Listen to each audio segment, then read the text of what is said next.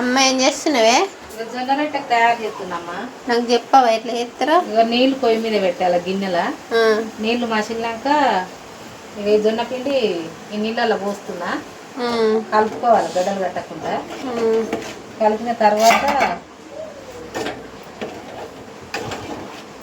చల్ల నీళ్ళు పోస్తే రాదా అని? రాదు రాదు, ఇచ్చకపోతుంది రొట్టె.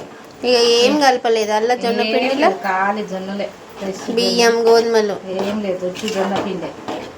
అట్లా కలుపుకున్న తర్వాత ఇక కొంచెం చల్లగా అయిపోయినాక మెత్తగా విసుకొని మంచిగా రొట్టె చేస్తే మంచిగా అవుతుంది రొట్టె. నాకైతే చేయనీకి రా, చేసేటప్పుడు చెప్పు.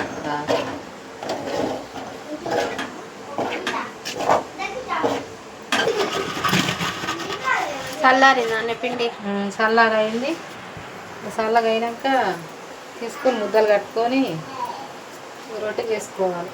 జొన్న రొట్టె, ఒరిజినల్ జొన్న రొట్టె.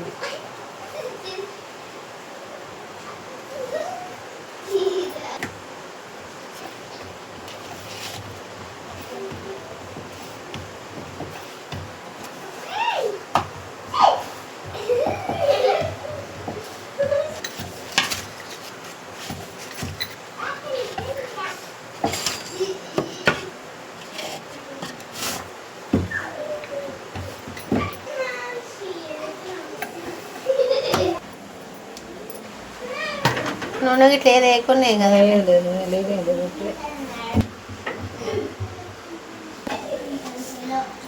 నూనె పెట్టినందుకు ఇట్లా నీళ్ళల్లో ముంచి అద్దాలమ్మ. పేలిపోకుండా రొట్టె నీట్గా మంచిగా ఉంటుంది.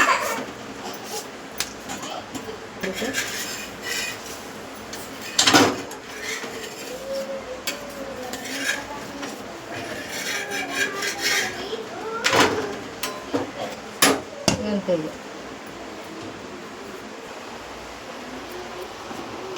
అయిందా అమ్మ రొట్టె? అయిందమ్మా, మంచిగా ఉంది మెత్తగా. గోధుమ రొట్టె లెక్కన సేమ్.